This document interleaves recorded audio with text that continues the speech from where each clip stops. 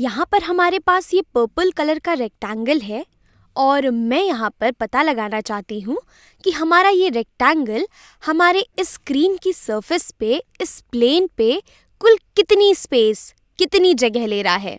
यानी कि मैं इस रेक्टेंगल का कुल एरिया निकालना चाहती हूँ और मैं ये निकालना चाहती हूँ दो अलग अलग यूनिट्स का इस्तेमाल करके। तो पहले चलिए हम इस रेक्टेंगल की एक कॉपी बना लेते हैं, क्योंकि हम दो अलग यूनिट्स का इस्तेमाल करने वाले हैं अपने इस रेक्टेंगल का एरिया निकालने में। तो ये आ गया मेरा दूसरा रेक्टेंगल और यहाँ पर ये दोनों रेक्टेंगल्स ये एक दूसरे की कॉपी हैं, यानी कि ये दोनों रेक्टेंगल्स आइडेंटिकल हैं और हम कह सकते हैं कि ये दोनों रेक्टेंगल्स ये सेम एरिया ले रहे हैं हमारी इस स्क्रीन पर। जितना एरिया हमारे इस रेक्टेंगल का है, ठीक उतना ही एरिया हमारा ये रेक्टेंगल भी ले रहा होगा। लेकिन हम यहाँ पर देखेंगे अभी कि हम कैसे दो अलग अलग यूनिट्स का इस्तेमाल करके इन रेक्टेंगल्स का एरिया मेजर कर सकते हैं।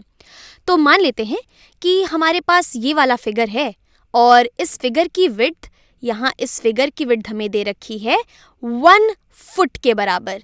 इसकी जो विड्थ है ये 1 फुट है और इसकी जो हाइट है ये भी हमें 1 फुट दे रखी है।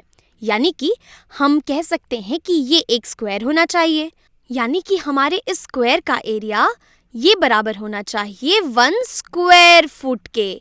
यहाँ पर इसका एरिया होगा 1 स्क्वायर फुट और हम अपने इस यूनिट स्क्वायर, इस 1 स्क्वायर फुट की मदद से मेजर करते हैं चलिए कि हमारे इस वाले रेक्टेंगल का एरिया कितना होना चाहिए। तो 1 स्क्वायर फुट के टर्म्स में इस रेक्टेंगल का एरिया मेजर करने के लिए हम ऐसे स्क्वायर फुट्स को अपने इस रेक्टेंगल के ऊपर रखते जाएंगे और इन स्क्वायर फुट्स को हम इस तरीके से रखेंगे कि कोई भी स्क्वायर फुट आपस में ओवरलैप ना करे और ना ही तो ये हमारे रेक्टेंगल की बाउंड्री से बाहर निकले। और जितने भी 1 स्क्वायर फुट से हम अपने इस पूरे रेक्टेंगल को कवर कर पाएंगे, हम कह पाएंगे कि हमारे उस रेक्टेंगल का एरिया भी उतना ही होना चाहिए। तो चलिए शुरू करते हैं। यहाँ पर मैं अपने इस 1 स्क्वायर फुट को ले आती हूँ और इस रेक्टेंगल में रखती जाती हूँ। तो ये आ गया मेरा 1 स्क्वायर फुट, यहाँ पर ये आ गया मेरा 2 स्क्वायर फुट, इसी तरीके से ये हो जाएगा हमारा तीसरा स्क्वायर फुट, ये आ गया मेरा 4th स्क्वायर फुट, फिर आएगा हमारा 5th स्क्वायर फुट और फिर आएगा मेरा ये 6th स्क्वायर फुट। चलिए अब यहाँ पर नीचे रखना शुरू करते हैं अपने स्क्वायर फुट्स को।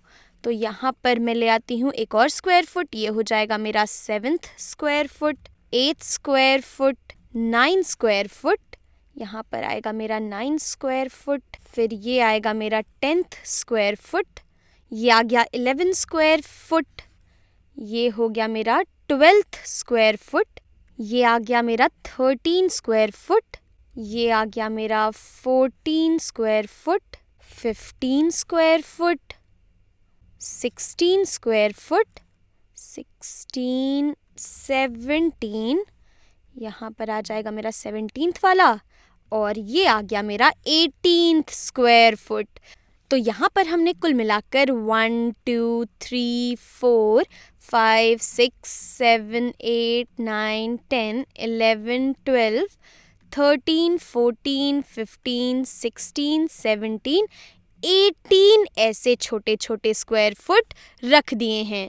यानी कि हमारे इस रेक्टेंगल का एरिया अगर हम इसे स्क्वायर फुट के टर्म्स में देखें तो ये बराबर होगा 18 स्क्वायर फीट के। यहाँ पर इसका एरिया स्क्वायर फीट के टर्म्स में 18 स्क्वायर फीट के बराबर है। अब चलिए यहाँ पर बात करते हैं इस वाले रेक्टेंगल की और इसे मेजर करने की कोशिश करते हैं इस वाले फिगर के टर्म्स में। तो मान लेते हैं कि इसका ये जो साइड वाला लेंथ है ये हमें दे रखा है 1 यार्ड के बराबर।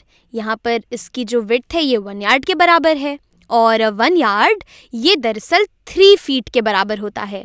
और इसी तरीके से इसकी जो हाइट है, इसकी हाइट भी हमें दे रखी है कि ये भी बराबर है 1 यार्ड के ही, यानी कि ये हमारा एक 1 यार्ड की साइड वाला स्क्वायर है। तो हमारे इस स्क्वायर का एरिया ये बराबर हो जाएगा कुल 1 स्क्वायर यार्ड्स के।